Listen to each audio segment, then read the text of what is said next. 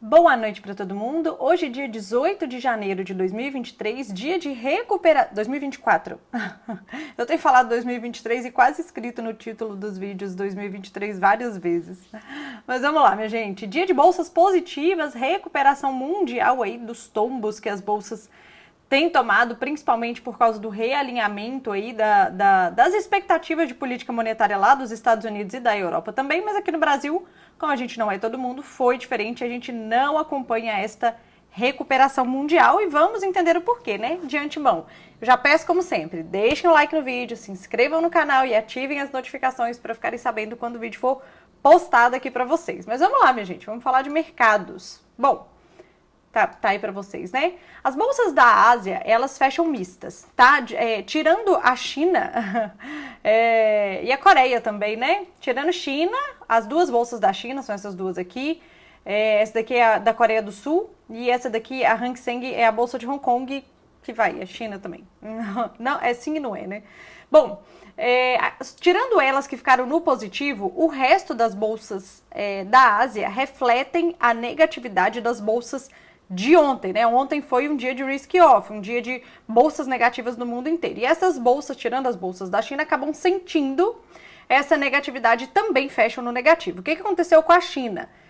A maior produtora de microchips do mundo, que é listada na bolsa de Hang Seng em Hong Kong, ela reportou o seu resultado, eles também estão num período de balanços por lá, ela reportou o seu resultado e o resultado veio muito melhor do que o mercado esperava. Isso acabou puxando as empresas de tecnologia, principalmente por lá, e também algumas empresas relacionadas ao setor de luxo da China, acabou ficando extremamente positivo. Essa positividade especificamente de empresas de luxo, elas estão relacionadas aos balanços de empresas de luxo que foram divulgados na Europa, tá? Que vieram muito acima do esperado, teve ação na Europa subindo mais de 10% depois da divulgação desses balanços. Isso acabou trazendo uma positividade depois de dias de mercado negativo na China e especificamente as bolsas da China acabaram surfando essa positividade. De resto, as bolsas ficaram no negativo, seguindo a movimentação dos Estados Unidos no dia de ontem, ok? Bom, essa positividade se refletiu no minério de ferro, tá? Que acabou fechando aí pela manhã no positivo e ele conseguiu se manter no campo positivo ao longo do dia, tá? E o petróleo, minha gente, ele também estava levemente positivo hoje pela manhã, tá? Essa positividade aí, eu já falei para vocês e repito, né? O petróleo ele tem olhado para fraqueza de demanda, para essa política monetária mais contracionista por mais tempo, principalmente nos Estados Unidos, o tal do higher for longer, por lá, né? E isso tira a demanda, tira o ímpeto de consumo de commodities, etc. Então, olha para a guerra, olha para a demanda, olha para a guerra, olha para a demanda. Hoje, o petróleo resolveu olhar para a divulgação dos estoques de petróleo bruto lá nos Estados Unidos e eles vieram bem abaixo do que o mercado esperava, abaixo do que o último dado, que, por incrível que pareça, surpreendeu muito para cima e esse surpreendeu muito para baixo, tá?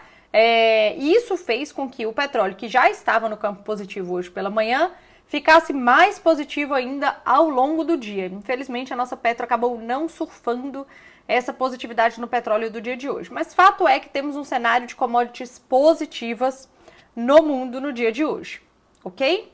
Bom, quando a gente vem para a Europa, minha gente, a gente já estava com as bolsas positivas no dia de hoje, tá? Refletindo aí, principalmente os balanços que eu comentei com vocês, tiveram algumas empresas por lá de luxo que divulgaram seus balanços, os balanços vieram muito bons e o mercado estava com uma expectativa terrível para esses balanços. Por quê?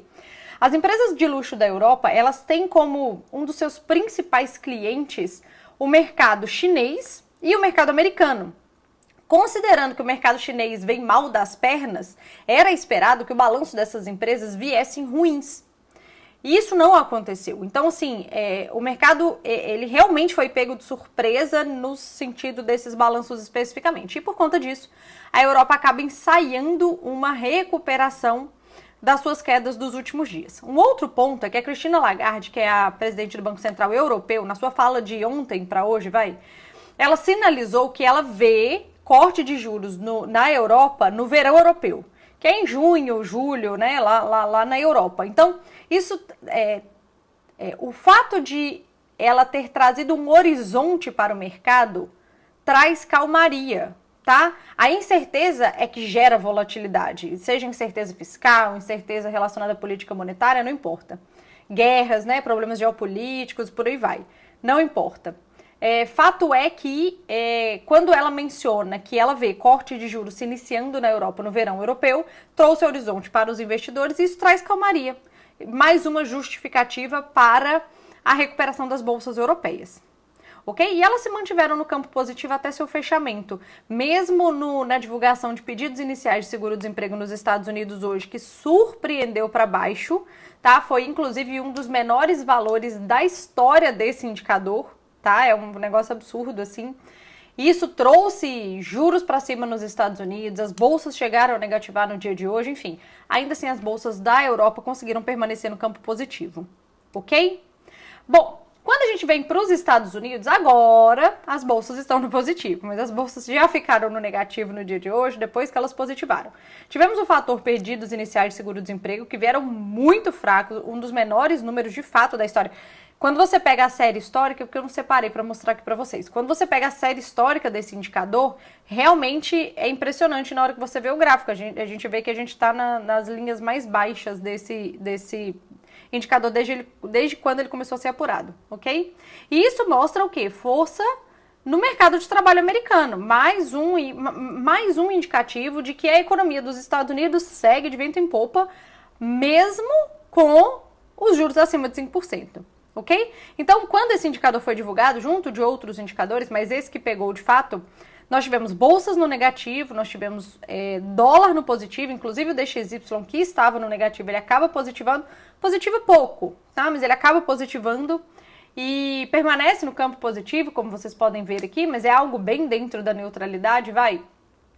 O dólar no mundo positivou só na calmaria do período da tarde, é que ele foi voltando aí para o campo negativo, principalmente nos emergentes, como vocês podem ver aqui, tá? E, enfim, e é isso, sobre indicadores econômicos. Agora, hoje também tivemos fala de membro do Banco Central americano. Quem falou dessa vez foi o Bostic. E ele sinalizou que ele não vê corte de juros no curto prazo também. Ele seguiu a linha de todos os Fed Boys falando e tal, que ele não vê corte, ele vê corte só no terceiro trimestre, ele vê 2 cortes, se eu não me engano, este ano, enfim.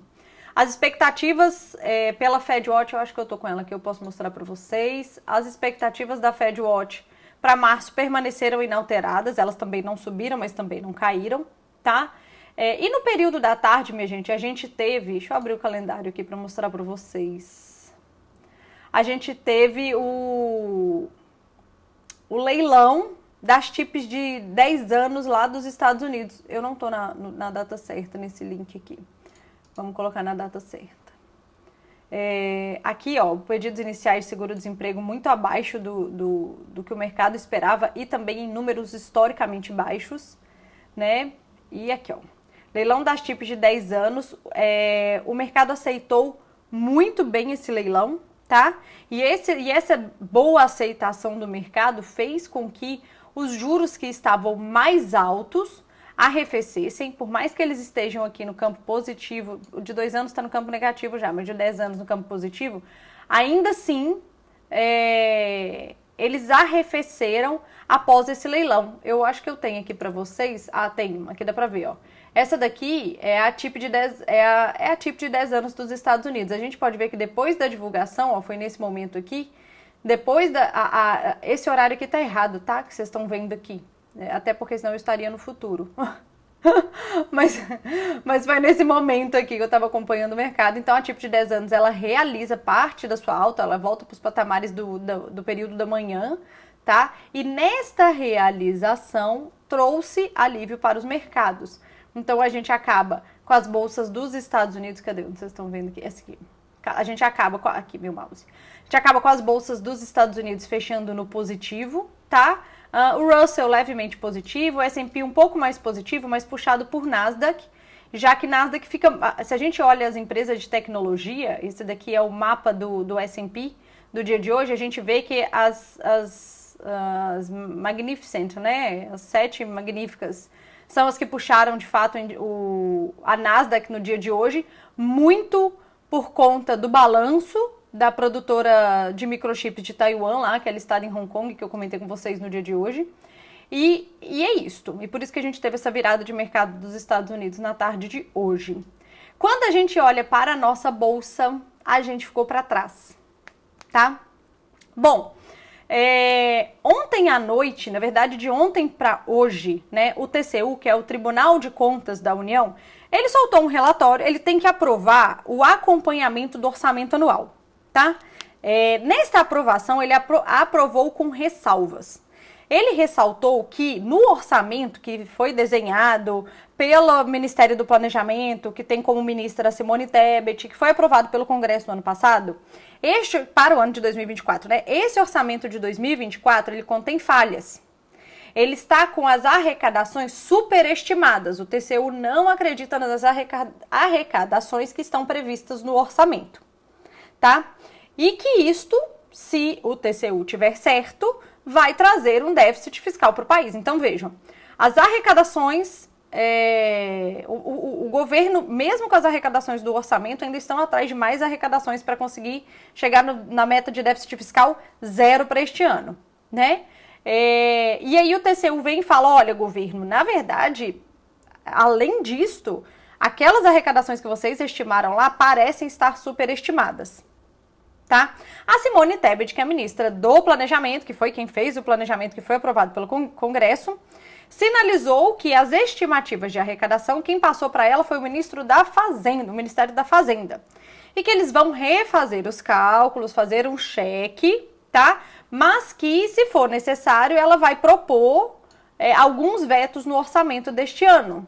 Mas que eles vão reavaliar as estimativas de arrecadação. Tá? Ela usa a seguinte frase, eu estava procurando a frase para falar aqui para vocês, que na verdade o TCU está fazendo uma análise teórica sobre a questão e que está tudo sob controle. Bom, vamos ver, né? Vamos descobrir até dezembro. Fato é que o imbróglio fiscal para o ano de 2024 no país continua. Tá? E isso tira o ímpeto da nossa bolsa e mantém a nossa bolsa no negativo. E um outro ponto para fechar aqui, minha gente, é que amanhã é vencimento. Teve o vencimento de índice, de índice no dia de ontem, de opção de índice no dia de ontem, e amanhã é vencimento de opções de ações. E nestes dias, as movimentações da nossa bolsa, elas costumam ficar descorrelacionadas com as movimentações mundiais. Eu sempre que tem vencimento de opções aqui, eu comento isso aqui com vocês. Tá? Então isso também pesa no fato de estarmos descorrelacionados com o mundo, ok? Vamos ver amanhã, pós vencimento de opções, se a gente se ajusta, certo? Bom, fora isto, nada demais, o Fernando Haddad se reuniu hoje com Arthur Lira para discutirem aí uma solução para essa MP de reoneração. Ontem teve mais uma reunião com o presidente Lula durante a noite, mas nada foi divulgado sobre essa reunião. E a tentativa do governo de costurar aí uma alternativa, mesmo que parcial, aí para essa ideia de reoneração, segue de vento em popa. Mas por enquanto sem solução, tá? Aparentemente a solução vai acontecer só realmente no retorno do recesso parlamentar, que é no início de fevereiro. Ok? Fora isso, nada demais. Bom, então é isso. Espero que tenham entendido, espero que tenham aproveitado as movimentações de hoje. Tá? E eu vejo vocês agora no vídeo de domingo, que a gente faz uma recapitulação da semana e se prepara para a semana que vem, ok? Então, uma ótima sexta-feira para todo mundo, um bom sábado para todo mundo e eu vejo vocês aqui no domingo. Tchau!